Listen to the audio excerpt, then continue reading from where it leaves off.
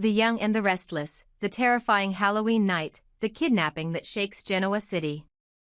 Halloween in Genoa City is never just about costumes and candy, it's a night when masks fall away, secrets crawl out of the shadows, and the line between the innocent and the guilty vanishes in the dark. This year's Halloween episode of The Young and the Restless promises to be one of the most chilling yet. What begins as a night of festivity quickly spirals into terror as Kyle Abbott's son, Harrison, vanishes without a trace. The rumors are already spreading like wildfire, whispers that Holden Novak, once seen as a charming newcomer, has crossed the line into something monstrous. The episode opens with the city dressed for celebration, pumpkins glowing, children laughing, and the Abbott mansion alive with family and friends. Kyle, ever the devoted father, watches Harrison with quiet pride as the boy runs around in his little costume, showing off his trophy from the Halloween contest. It's one of those rare moments when Kyle allows himself to feel at peace. The chaos of his personal life, his broken relationship with Summer, his complicated feelings for Claire, and his unspoken rivalry with Holden, all seem far away. But peace, as always in Genoa City, is just the calm before the storm. Across town, Holden Novak isn't celebrating. He's spiraling. His rivalry with Kyle has been simmering for weeks, fueled by jealousy, ego, and something darker. The realization that no matter what he does, he will always be the outsider. Claire's affections, once uncertain, have drifted back toward Kyle, and that rejection cuts Holden deeper than he'd admit. Beneath his composed exterior, something unstable stirs. His charm fades, replaced by a creeping resentment.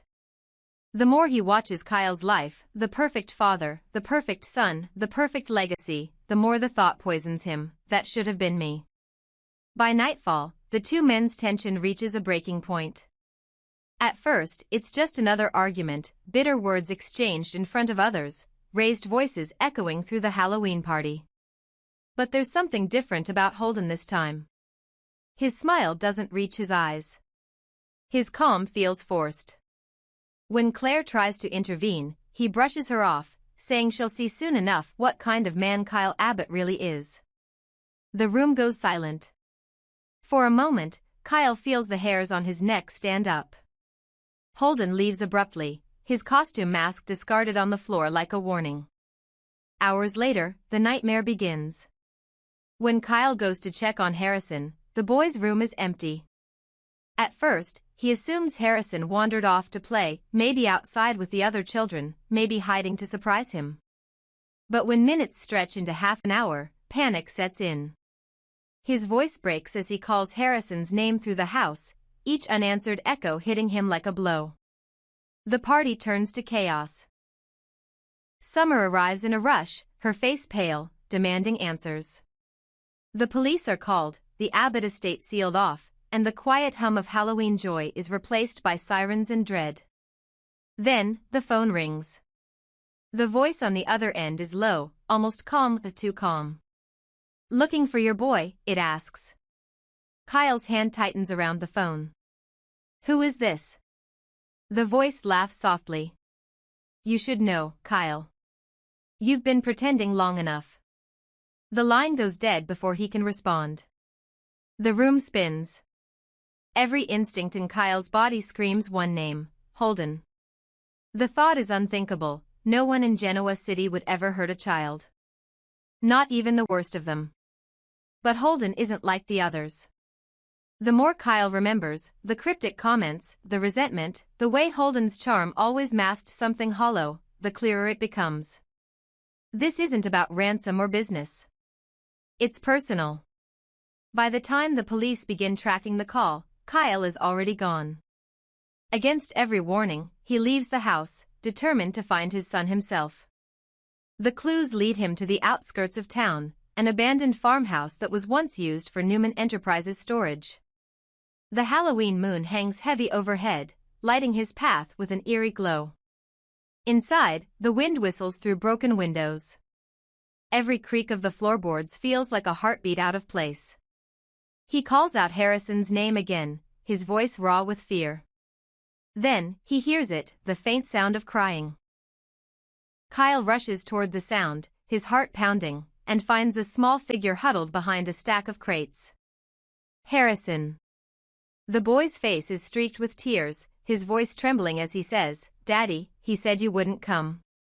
Kyle drops to his knees, pulling him close, relief flooding through him, until a shadow moves behind them. Holden steps out from the darkness. The mask is gone, both literal and figurative. What stands before Kyle is not the charming man who once called himself a friend. It's someone colder, detached, a man who has let envy devour him whole.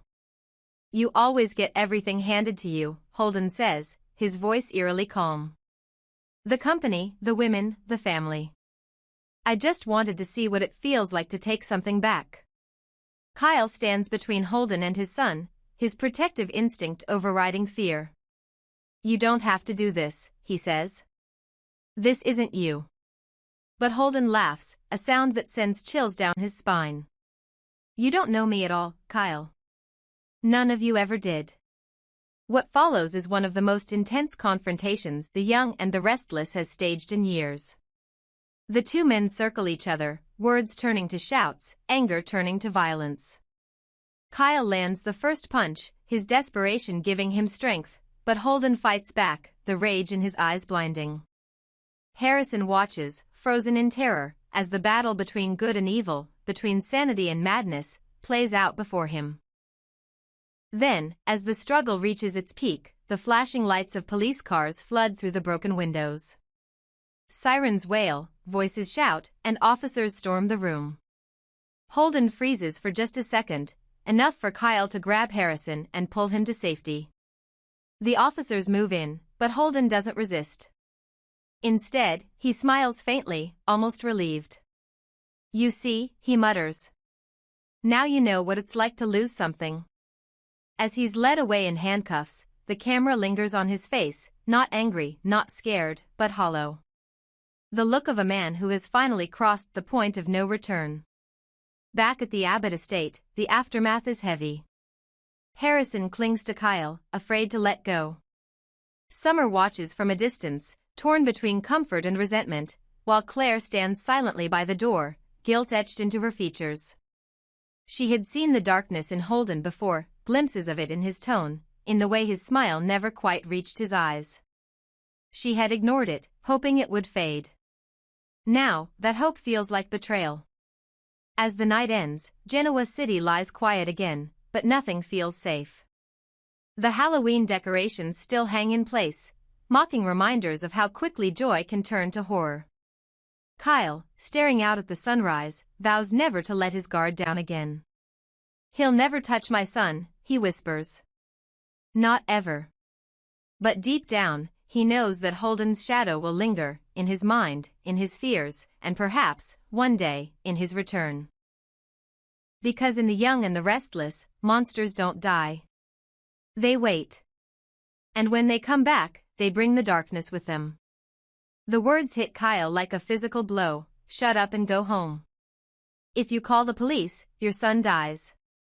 For a moment the world narrowed to a single sound, his own blood in his ears, and everything else blurred. He stood frozen in the doorway of Harrison's empty room, the fabric of the Halloween decorations sagging in the silence, the little trophy on the dresser suddenly obscene in its innocence.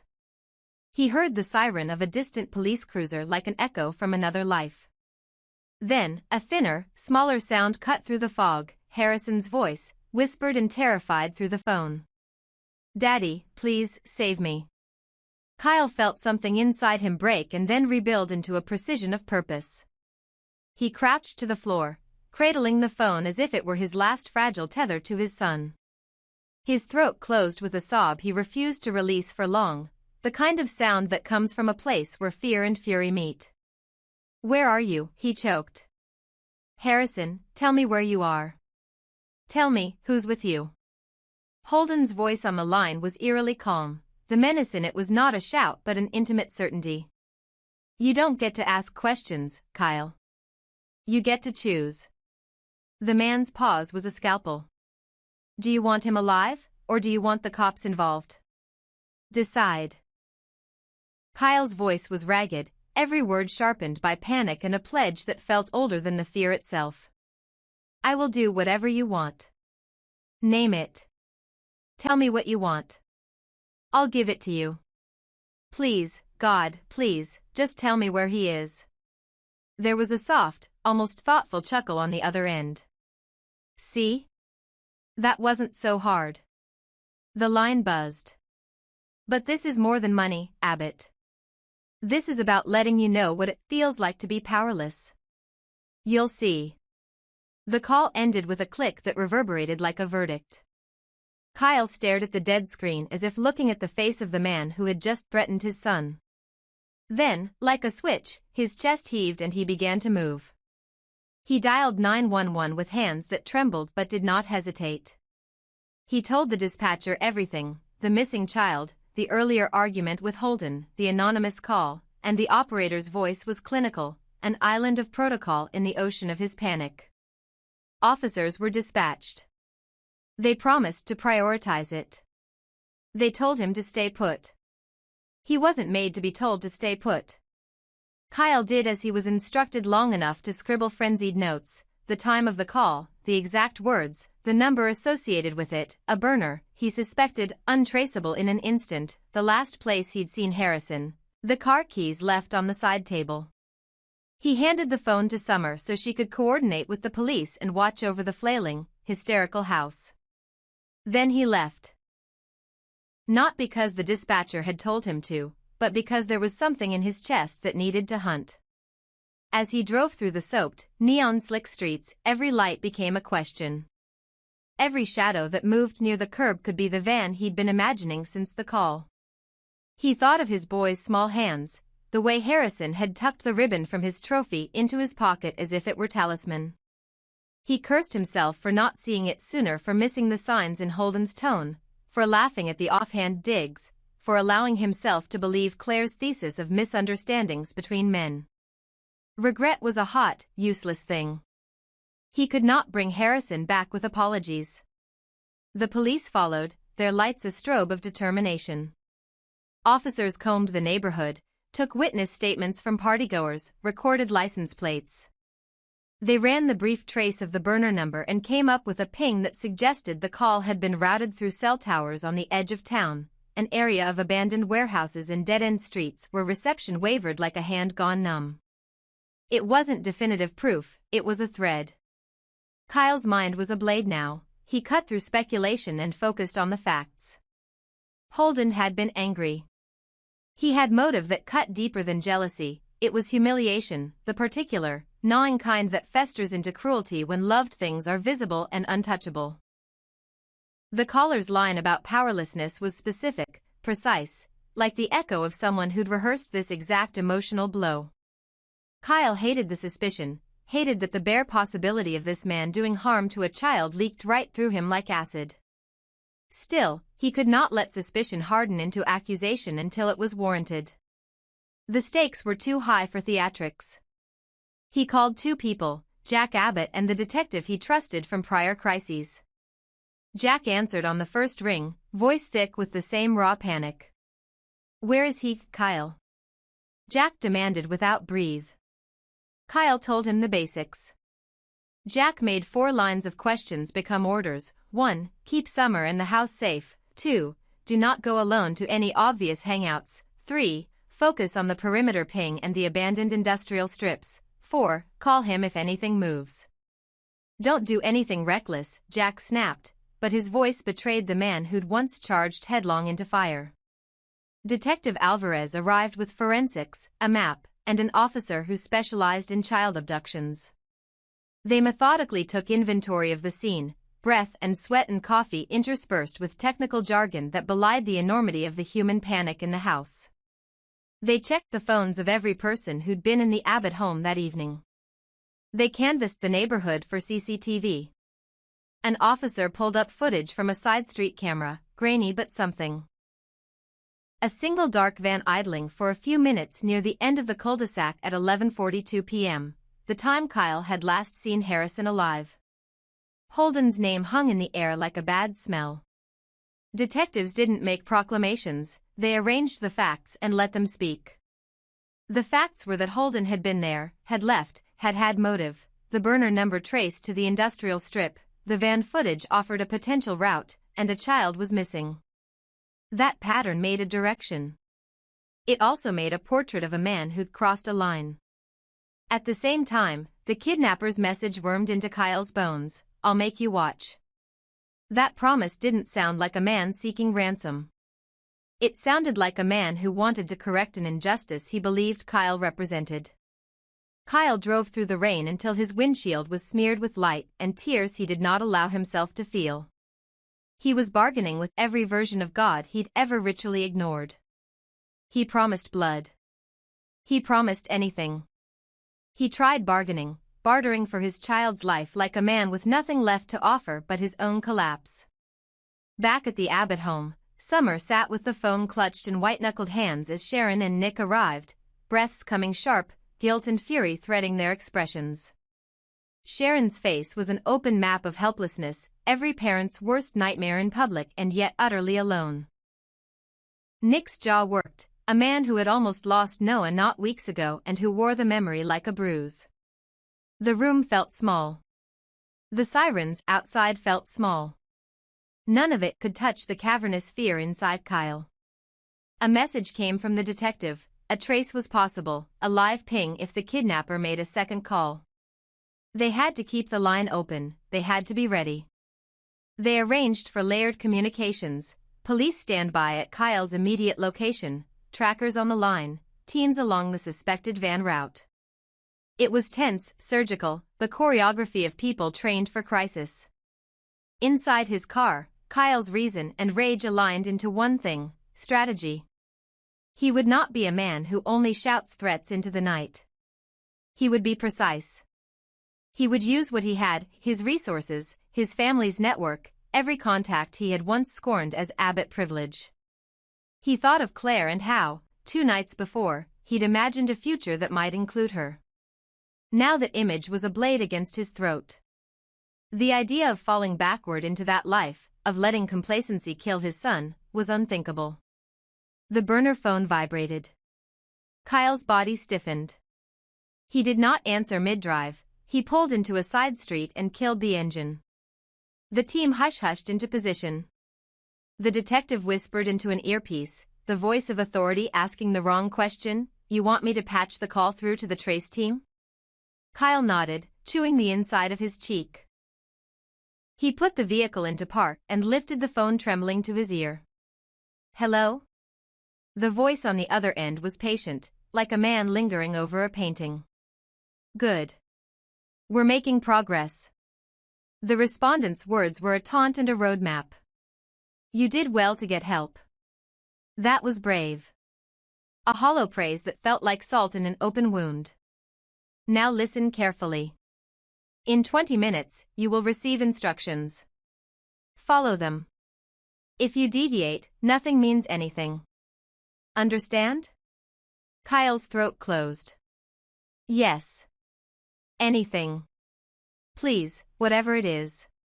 No impudence, Abbott." The voice softened not into comfort but into finality. "If you move faster than we say, he's gone. That's not a threat. That's probability. Don't make it a certainty." The call ended. Kyle sat in the car and wept, not the gasping, heaving sob that we'd expect from a broken man, but a tight, surgical release that put him on the razor's edge between calculation and collapse. He slid his hand across the steering wheel as if he could hold on to the world. The detective's voice came through the earpiece: "We have a 20-minute window. Stay where you are. We'll feed the next step. Keep your phone on. Above all, don't try to be a hero. Let us move." A lie. He had already been a hero by sheer love. Now the ruler of his choices would be time. The line between salvation and ruin had been drawn by a man with a quiet voice and a terrible goal. Kyle sat in the dark, the rain an indifferent drum on the roof, and tried to steady himself to the rhythm of one thing, the beating heart he was convinced he could still hear over the police radios: Harrison. Outside, the city moved like a living organism, lights lit and then extinguished, officers moving through wet streets. The minute hand crawled. Kyle's hands were steady now with a kind of cold determination that felt like weaponry. He would do what he had to do. He would follow the instructions when they came, because the alternative was unthinkable. He would trade everything, his reputation, his life, anything, for the small, terrified voice on the line that called him Daddy. At 20 minutes, his phone vibrated again. The detective whispered into Kyle's ear, "Remember, we trace. We watch. Move only when we say." Then, with a hand that betrayed nothing, Kyle picked up the call that would either guide him to his son or bury him in regret.